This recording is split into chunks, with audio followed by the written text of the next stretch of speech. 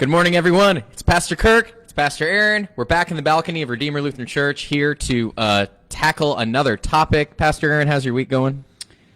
Just crushing it, Pastor Kirk. Absolutely crushing it. All right. That is awesome. Yes. That is awesome. Well, hey, I have a question for you. Do you remember This is fun. there was a Nintendo Entertainment System game called Excite Bike? Do I remember Excite Bike? Yeah. Oh, yes, absolutely. I knew the answer to that question. But yeah.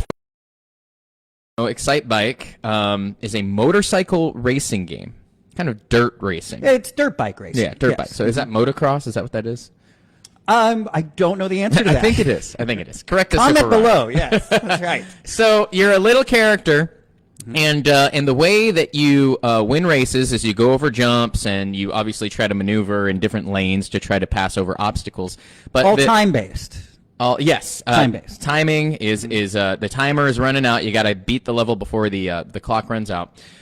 The way, though, the real skill that you have to kind of develop as you play the game if you want to progress in the game is you have to manage your engine, which means there is a button that you hold down to, it's kind of like your throttle, and it makes you go faster. But as you press down on that throttle, there's this gauge, it's like red meter that raises and raises and raises, and you can burn out your engine. And what happens when you burn out your engine in that game? You have to go to the side, and then you have to wait for that meter to go all the way down to zero. Yeah, and so you really want to be able to have a balance between hitting the throttle and kind of easing off of it, and you got to kind of do it in rhythm. You got to figure out what that rhythm is in order to actually finish the race. Because if you just try to like burn it out and wait and burn it out and wait, you lose every time. You actually have to kind of manage it. To go further with your metaphor, Pastor Kirk. Yes. One of the really frustrating things in Excite Bike is if you get stuck, there are these long areas where the track actually isn't. And if you miss a jump, so if you were like mess up and you end up in one of those dirt paths, then you really have to be careful in laying off the throttle, because that will burn through and make you overheat just like that. Yeah, even more, even faster. So today we are talking about work and rest balance. Finding that balance in life that we all have to find between our called vocations, the things that we're called to do, whether it's career or at home or some other job that we have, responsibility that we have, and finding rest time. Now, I want to throw some statistics at you real quick just to kind of set the table here. Sweet. Until 1914, the normal work week was actually 48 hours. Lots of large industrial companies hiring mass groups of people, including women and children. Henry Ford scaled it back to a 40-hour work week because he found that working those 48 hours was not as productive as actually scaling back a little bit and allowing some people to have some time off and some rest. But now today we're creeping that number back up slowly as a country. 86% of males, 67% of females work well over 40 hours a week. In 1960, 20% of mothers in the worked outside the home. Today that number is up to 70%, and 3/4 of that 70% are working full-time. It's taking away from family time, taking away from rest time, taking away from leisure time. We are the only country, that is the United States, without a parental leave benefit. Only country. Only developed country? Ethiopia, Somalia, and Afghanistan have 3 full months of paid parental Not leave. developed countries. Not developed countries. We are ranked Got dead. some truth bombs here this morning, Pastor Yeah, Kirk. here we go. It gets worse. Ranked dead last, and this is among industrialized countries, dead last in what we offer in paid vacation and holidays. We're the only country that has only industrialized country that has no mandatory minimum requirement for paid vacation time, and one of the very few with no paid sick leave minimum requirements. So, of course, this has consequences, and you can also look at statistics about the levels of stress and anxiety that our country has versus other countries. Pastor Aaron, God wants us to work. He does. God wants us to rest. He does that too. What can we do to try to start to figure out how to find that balance? What are some things that we can think about? What are some, I guess I'll hand it over to you. What do we do about the situation that seems to be fraught with an imbalance of those two things? For sure. Well, let's start with, I think what you just said can be overwhelming in the sense that from that's sort of a macro looking at the problem in the picture. And I know that on a micro standpoint, I can't do anything about those things that you read, right? I can't adjust that. I can't change the laws of the land. I can't. I'd vote for you. Okay, if thank you ran you. on that Well, platform, maybe next time. Right. But one of the things that we can do is just look at ourselves and sort of see, all the statistics in the world. You can either take them at face value or not. But if you just sort of look at yourself, and I look at myself, and Miss Tessa's here, and you at home look at yourself, and all of us, if we just were to look at ourselves, I'll just take me. And when I am overworked, when I am tired, that leads to me feeling stressed. And it leads to me not performing as well as I do when I am well rested. I mean, it's very easy to see when we're like sort of an athlete. Right. The NBA playoffs are going on right now. Lots of talk about load management. Load management, specifically because, AD and LeBron are using up a lot of minutes, and they lost last night. So for all of those people who don't like the Lakers like you and I, there's still hope for the Denver Nuggets because they're much younger. Murray and Jokic are Should be 24 and 22. Yep, that's right. But you can sort of see that, and it's the same thing within life. I mean, just look at it like this. Look at it from the perspective of when you are tired, when you're stressed, when you get home, and all of those sorts of things are true within your heart. How do you treat people? How do you behave? How do you act? These things that St. Paul tells to the church at Corinth: make up love, to be patient, to be kind, to keep no record of wrong, to not insist on your own way. All of these, to not be boastful or rude. All of these sort of things. Do you find that you are more naturally inclined to do these things when you are tired or stressed or haven't rested in correct proportion? Or do you find that you're more like that when you actually have gotten the ample amount of downtime? Yeah, I don't think you need to be a Christian to observe. I mean, look, how many memes and T-shirts and things like that are these kind of parodies of things that we know to be true, like "don't talk to me before I have my coffee" kind of stuff, right? Because Absolutely. I'm going to snap, I'm going to be mean, I'm going to be impatient, I'm going to be rude. We're apologizing for being too tired and too stressed out as the reason behind some of the inabilities to be kind to other people. Yeah, everybody seems to have picked up on that. Yeah, for sure. So I have a son that I pick up almost every day from school, and as I pick him up, he's doing this like super excited, like jumping up and down. He's so happy. And the rest of my kids that I pick up, that's a preschooler. The rest of my kids that I pick up, generally speaking, not every day, but a lot of days, they walk to the car like this. And what's the one distinguishing characteristic? The youngest one at preschool, guess what he just got doing? Nap time. Yes, he just got done taking a nap. He's well rested. He's ready to go. And the other ones are like, "Be quiet, Abe." No, they're not really like that. They're great. But I could see it because it goes through my own head, Yeah. Like, hey, calm down on the jumping and being so excited to see me. And this is really the way that all of us feel. And so perhaps,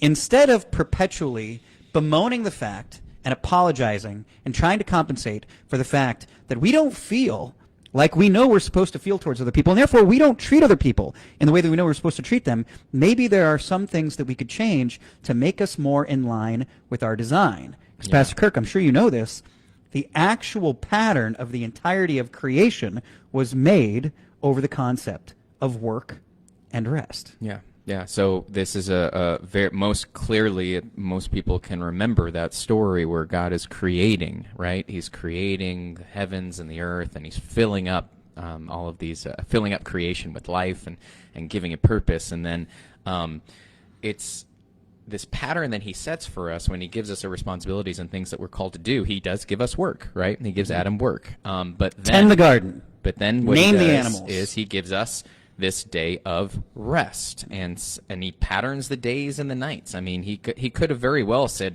there's going to be stars in the sky that'll pass over and pass by the earth, and so maybe you'll get 3 weeks of sunlight, and then it'll be gone, and then you'll get 2 days. It'll be completely random. No, instead he sets this pattern. He sets 24 hours, and that is a day, and there will be sunlight, and there will be darkness, and he separates them, and then he gives us this rest in the rhythm of our work. And this is repeated throughout the Old Testament, too, as he's giving us the pattern of life when he's training up his people and how they're supposed to live. I've created Sabbaths for you. I've created festivals and feast days for you to stop from your work. Going in the desert, collecting manna, that he gives them enough food for the day, and then he says, but don't on the day before the Sabbath, collect for 2 days because there's going to be a day of rest. And so it's like God thinks it's very important, as the one who created us, he knows our design. We're designed to need rest. And in addition to that, it's really important that you bring up the fact that he actually commands them to rest. In other words, the temptation is not for them to be sloths, right? It's not for them to be lazy. It's for them to keep working. And so he makes the command for them to stop working. And to follow up on your point, not only does he make creation like this, and he certainly does regarding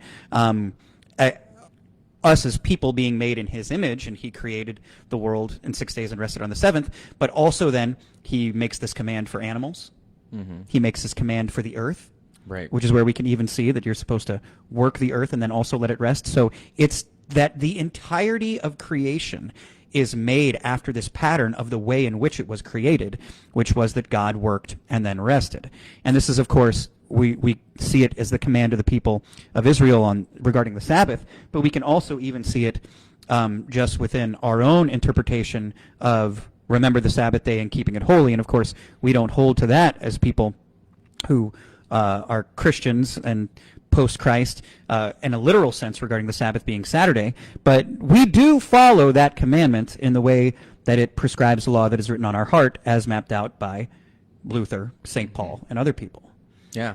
So in our lives, when we're trying to find this balance, because obviously this is God's will for us to do this, and it's for our benefit. God's law is not, the Sabbath was made for man, not man for the Sabbath, right? This rest is supposed to be good news for us in a way that we can enjoy creation, and that we can get into what that rest can be for and why it's beneficial. How do you feel like you do personally with the rest to work balance, and I guess talking about ways that we can actually start to try to identify whether or not there's an issue in our own lives, to kind of step back and see what our lives look like and whether or not we're in that rhythm, and then after that maybe start to identify ways that we can fix it and the benefits of doing so. So I would say that one of the things that's really detrimental to this entire conversation is that we tend to have people who are on two sides of the extreme, and we talk about the idea of balance, and that's really what we want to try and achieve. Another thing that's really challenging regarding this is just that it is very oftentimes, this is one of the only commandments that it is seen as perhaps virtuous to break. And what I mean by that is this. There isn't a whole lot of people who think that it's insulting to say that you work too hard or too much. Right. In fact, we tend to look at that as virtuous. On a resume, when they say, tell me one of your weaknesses, that's like the go-to thing. Yes. Like, sometimes I work too hard. Right. I don't take enough time off. I come in when I'm sick. That's a definite no-no now. Yeah. But it should have been a no-no to begin with, right? I mean, the world, generally speaking, does not stop. Not generally speaking. It literally does not stop just because of the fact that we can't accomplish certain tasks that we need to go forward on any given day. Now, I'm ready to admit, and the people who are my loved ones in my own life would say this too, that I'm very poor at justifying setting aside time for rest. And by the way, when we say time, we're talking about this work-life balance thing. We're not just talking about rest and leisure. You're also talking about the vocations that don't have to do with your profession. Right. So in other words, you also want to be a friend and a spouse and a father and a son and a brother and all these different sort of things that we're also called to do that don't necessarily constitute work. What I'll say is, I think that in looking at the balance that we've got, you can see the mental deficiencies that we end up having to push through, and the emoting that we oftentimes have to fight against when you're overly stressed. Those happen on the other end of the extreme as well. So if you look at sort of a lot of the figures regarding mental health, you've got the people who are overstressed, who are overworked, who are living life in the fast lane, and who therefore perpetually never ever slow down. And as the Eagles song says, if you live life in the fast lane, it'll surely make you lose your mind. Yeah. In addition to that, if you are the other way, and you are just on the sideline of life. So let's say that you're the Excite bike, and you're riding through life, and you got over-revved, and so you got pushed over to the side, and that meter got back up all the way, and you're like, you know what? I don't want to do this anymore. Yeah. This is a bummer. It seems like every time I try anything, it just doesn't work out well. I think I'm just going to rest. Does that lead to mental health? It leads to all sorts of problems, depression and things like that too. Yes. And it kind of reminds me of to mention another game, and I know they tell us this in seminary. It's almost like you remember that labyrinth box game? Of course, right? yeah. So they have this marble, and you got to send it through a maze. That and was not a big fall thing through in the a bunch of Neugebauer holes. household growing I up. think a lot of people had it. Kind of going through people's houses. Someone's got one laying around in an attic somewhere. You have these two knobs. One knob moves the board this way, and another knob moves the board that way. And every time you move one knob, you almost always immediately have to adjust with the other knob. And the ball's always Or you'll moving. fall through the hole. Or you'll fall through the hole. And that's kind of like what this is, too. And I know that we've kind of talked about this before. A lot of times when you're working, you almost always feel like you should be working on leisure time and rest time and other stuff. And when you're having leisure time and rest time and other stuff, and spending time with your family or spending time at home, resting, you almost always feel the pressure or you can't really enjoy it because you feel like there's always stuff to get done. And so you're never really able to stop turning those knobs, or you feel like you're going to fall in the hole. And I think a huge challenge for us is to be able to be okay with when you go to one, to be in that, work on that knob, and when you're on the other one, be on that one, and not always be looking over your shoulder. But it's kind of part of the brokenness of creation, where we have that hard time finding that balance to be able to enjoy the work that we're given and enjoy the rest that we're given too. And so we're just kind of constantly off balance. Right. And so we need help with that. And there are certain factors within our contemporary landscape that make this all the more difficult. And this bad boy right here is perhaps the biggest culprit. So I think that one of the things, I just watched The Social Dilemma on Netflix. That was recommended to me and It's on our list by of our things mother to watch. Yes. My wife asked if we could watch it last night, and I said, it's kind of like it sounds like it's going to be a downer. It's wait. a downer, but it's a necessary downer. You should watch it. You should watch it. I will watch it. But just so we talk about the fact that, like, a lot of times this tries to get us to work when we should be resting. And even in our rest, then, I mean, one of the things that's about rest is, I think this is a very important conversation to have in the time of things like social distancing and quarantining and not being able to be the social creatures that we're designed to be because of a lot of different reasons, and people who are having to be homebound and people who are having to keep their distance because they're either at high health risks or even they're institutionalized, or they have to be in some sort of living community where they don't have the ability to interact with other people. All of those things sort of make this a very important conversation, which is just this.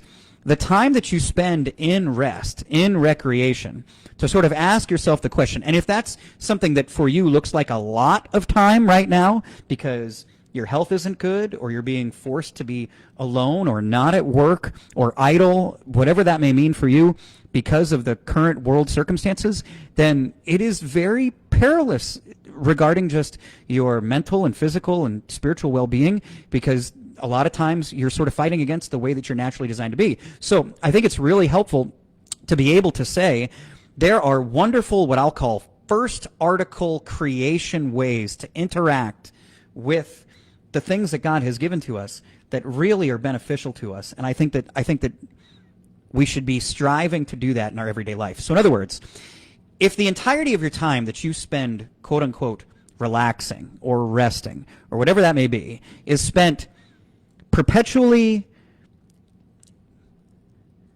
bowing down to the master of the ping or the ring or the notification, then you don't really have that sense of well-being at all. Right. Or even if you're just doing something that's incredibly passive, like the entirety of the time is spent doing something like, say, watching television. And even watching television, I mean, this is something that people do all the time. I myself find it, if it's on, this is what I do too. Watching stuff you don't even enjoy. Right. Just to have it on, to keep you company there. Then that's also something that's just, there's better and more creative ways that we can interact with creation than that really are good for our physical and emotional well-being. Yeah, there is a book that I was just kind of skimming through that I'd read a long time ago called Leisure, The Basis of Culture. It's by a German philosopher named Joseph Pieper. And he says that leisure time is not necessarily just idleness, where you're just doing nothing. Instead, it's this attitude that and space that allows us to contemplate things that are important, like reality and the nature of God and our relationship with Him, And a culture without leisure is a culture that leads to despair, and despair in the form of depression and stress and anxiety, because you're just kind of like a hamster on a wheel.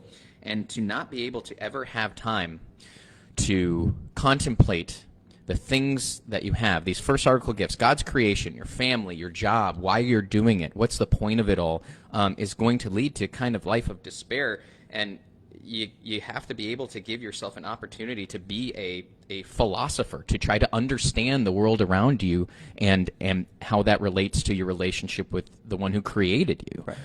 So a philosopher, an artist, one who consumes art, all of these things, and really, so when we say, let's just define the term real quick, when we talk about first article creation sense, the first article of the creed, the Apostles' Creed is, I believe in God the Father, maker of heaven and earth. And really what we're talking about is the fact that we're creatures who are put into this beautiful creation and who are meant to interact with it in such a way. So like, I think a way that typifies this is C.S. Lewis once said that one of the best ways that he sees as an evident, one of the ways that he best experiences God is just by sitting under a tree and reading a good book. And what he means there is he's interacting with creation in a way that he can feel that he is intended to do. Pastor Kirk, I'll tell you that I do a lot of counseling with people a lot of times who are facing things like despair and depression and really just being down in the dumps. And a lot of times they are sort of on one end of the extreme or the others regarding this work to rest ratio. The ones who are on the rest ratio and the ones who are on the work ratio, but what I try to tell them to do is to break up the day, map out their day. You can just do this with a piece of paper. And I encourage anybody, if you're having a tough time right now, to go ahead and do this exercise. I think it's a great exercise to do. Break up your day into 3 units, because there are 3 natural units that our day is broken into. Mm-hmm. There's morning, there's afternoon, and there's evening.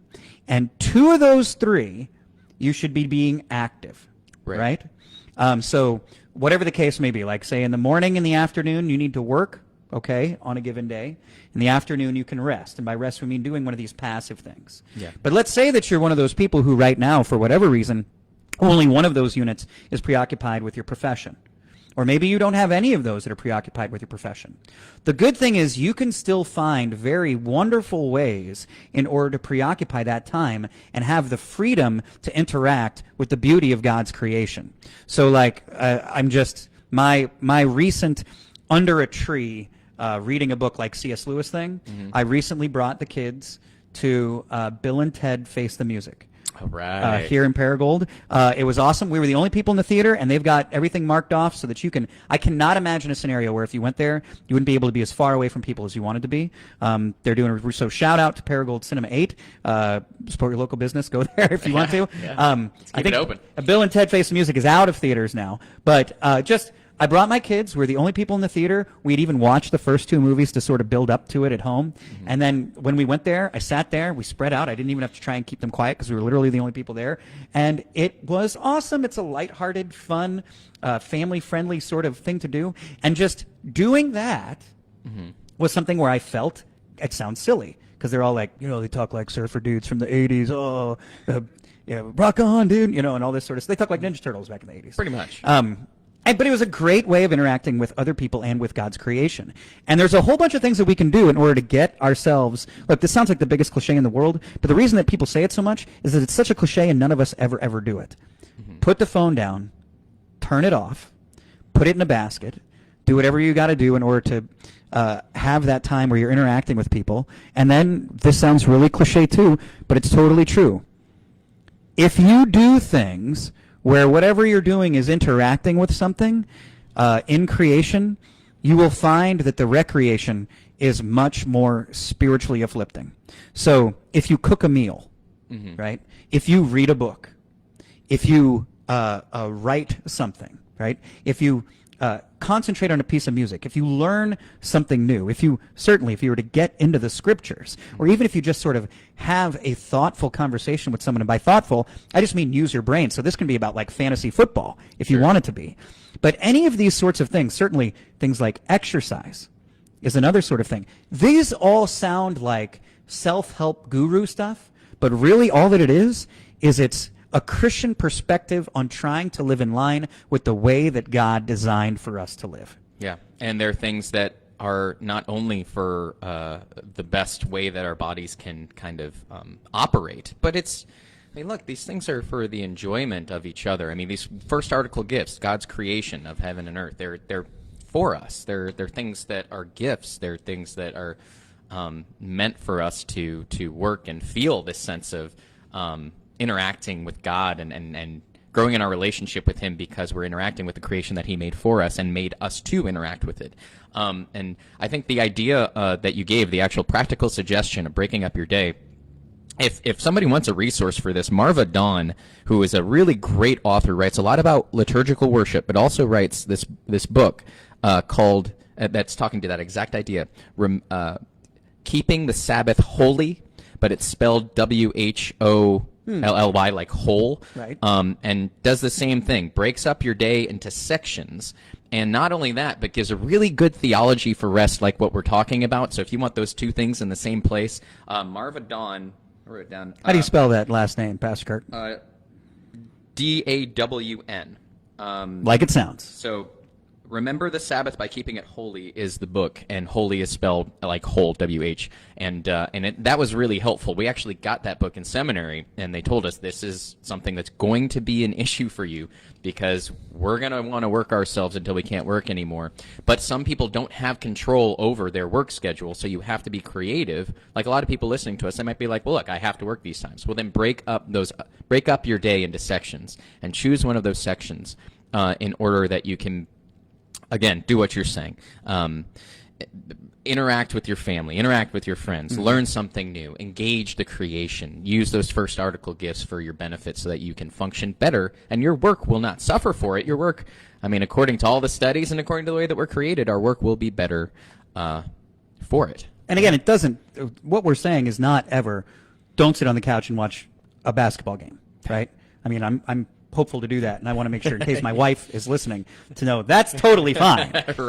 Right. But the thing is if that's what you only get to do, I mean, you will feel it. You will feel it in a detriment sense to your well-being, your connectivity to both creation and to the Creator. And I think that sounds like a great resource, and I might have to pick up that book. Yeah, and look, God is always teaching us through the things that we do. And like I said before, I really think that we've lost the whole, like, be still and know that I am God. Now, there's a lot to unpack in that phrase, but I think part of that is, you know, you can't learn and hear what the Lord is speaking to you through or prompting you to either become more like Him or to be His hands and His feet, to speak His truth and His love, to express His love to someone who might need it, as you are called to do vocationally, unless you are able to stop and consider what it is that the Lord might be prompting you to do in every given moment. I can't tell you how many times somebody has asked me how my week has been, and I have no idea how it's been, or I have no idea what this month was like, or I have no idea what the last year I have actually accomplished, because I'm working on the red, and then my leisure time is spent doing things like scrolling through a phone, and you don't have time to sit and contemplate and grow. And I think this is basically just saying, like, leisure is not the opposite of productivity. Like, your leisure time is productive in that the Lord works on you through your ability to consider and contemplate. Again, like, be a philosopher and consider where God might be working in your life. You know, it's also the way to be loving to your neighbor. I mean, you being well rested is loving to your neighbor. I mean, I'm gonna, you picture whoever you want in your own life, but I want you to imagine them walking through the door right now in one of two ways, right? One is totally stressed out, at their wit's end, totally just, you see it in their eyes, and you've got to interact with that person. Does that sound like fun? Does it sound like if laser beams were coming out of their eyes, your head may be just a smoldering pile? Yes, of course. We all get like that, and we all know when other people are like that with us. We want our loved ones to be like this because we know what it's like to interact with both us and our loved ones when we're not like this. So you being well-rested, me being well-rested, is also me being loving to my neighbor, because it's not making me sort of have to bear the burden of their lack of stewardship regarding their work and rest balance. There's one more thing that's really important to this entire thing. Sort of, we talk about just the idea of working and resting in correct balance. We talk about the idea of doing things within that time of leisure that make you a philosopher and an artist, and all these different ways of interacting with creation. Another really important thing is, if you have a deficiency during your time of rest, and something that is inherently included within the commandment of remembering the Sabbath day and keeping it holy, you also have to spend at least some of that time in the Word. Yeah. Yeah. So let's tackle this, because I think this is a good place to kind of round up this conversation. What our rest is for is this growing closer to, relationship with our Lord, and what better way does God call us to be in relationship with Him than in word and sacrament? Right. So you could say that, like, the first article, sort of interacting with creation, is a way to spend downtime, and that's 100% true. So you need to do all those sort of things, like read a book, watch a basketball game, play a basketball game, whatever the case may be. And in addition to that, you should have what we would call third article interactions with creation, which is do what you're doing right now. If you're watching this right now, then you're contemplating the things of the Lord. I would recommend going to Bible study, or if you're not able to go to them at this time, access yourself. I mean, this is one of the things where devices are wonderful, because even if you're stuck in your home right now during this period of time, you have the ability to have resources. Just look up a podcast and put in there Bible studies. Mm-hmm. And I mean, if you need advice, I know that you've got 2 resources here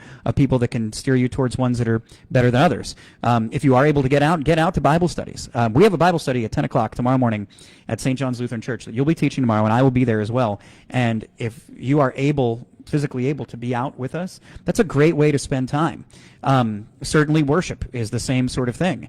If you want to look at this holistic way, right, of treating your body the way that it's meant to be treated, then you work in correct proportion, you rest in correct proportion, and in line with certainly Lutheran teaching, but also just the teachings of how we can see that what God means us to do with this Sabbath time is to spend time with Him. Yeah. The story of Mary and Martha, right?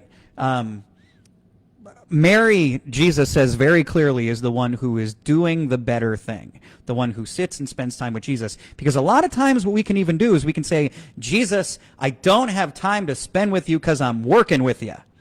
Right. Now, none of our spouses or children would accept that as an acceptable reason to neglect our vocational duty. Jesus doesn't want us to do that either. Right. And so don't be Martha. Yeah, and don't, look, this goes back to the Excite Bike thing. The place, their rest and leisure were created for that, and you got to take your foot off the throttle sometime, so that you can physically be restored and go back out there.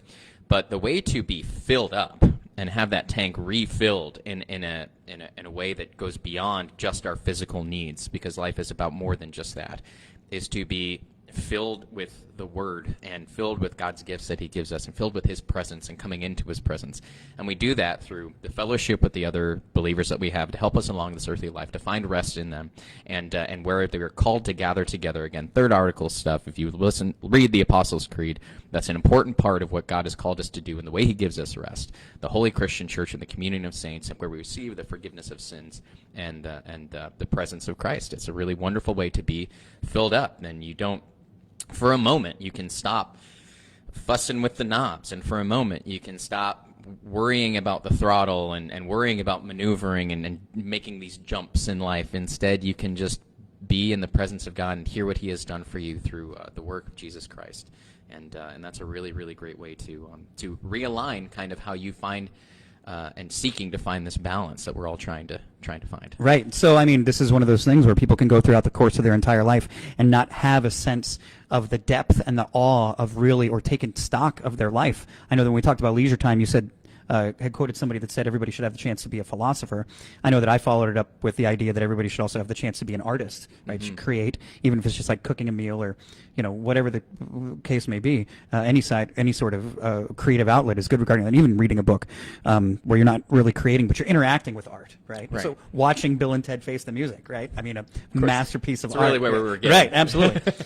The other thing that you should take time to be, in addition to being a philosopher and an artist, is you should take time to be a theologian. Mm-hmm. I mean, if you are in this life and you don't have time to contemplate God, then if you can, something's got to change.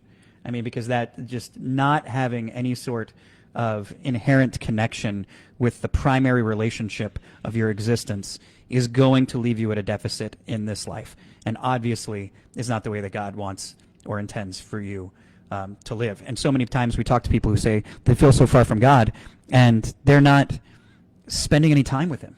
I mean, if you don't spend time with people, you're going to feel distant from them. And a lot of times there are very noble reasons for that to happen. You're busy, your work, you have all these sort of different challenges. The primary relationship that you have is the one between you and your creator. Yeah. Above and beyond all others. I mean, we talked about some of the negative effects, both mentally and physically, of overworking or underworking, wherever people might be on the spectrum. And it's, I mean, again, it's no surprise that if you don't have a what's this all for, and you're just running yourself into the ground, or you have you don't do anything, and you're just kind of like, what is the meaning and purpose of all this? There doesn't seem to be any.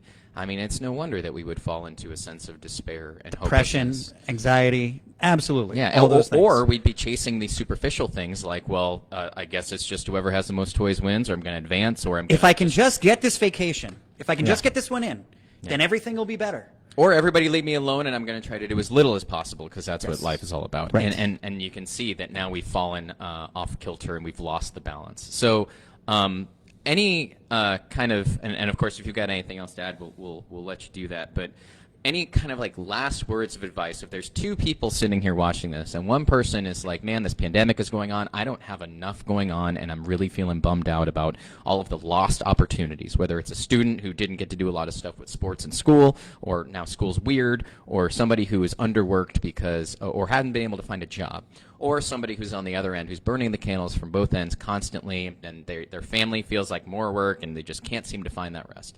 What are your, I guess, final words of encouragement for people who are tipped on the scale one way or the other? So the first thing that I would say is Rome wasn't built in a day, and in the same way that we talked about when we talked about tithing, if you're like a 0%er right now, don't turn around and have the expectation that you're going to give 10%. I would say that to baby step this bad boy. Mm-hmm. So in other words, if you're one of those people who just like, and God bless you, this is a lot of times just has to do with things like mental health and physical health and circumstances. If you're one of those people that's just, it's really hard to get out of bed in the morning, start with something. Just start and look at your day and say, I'm going to do this.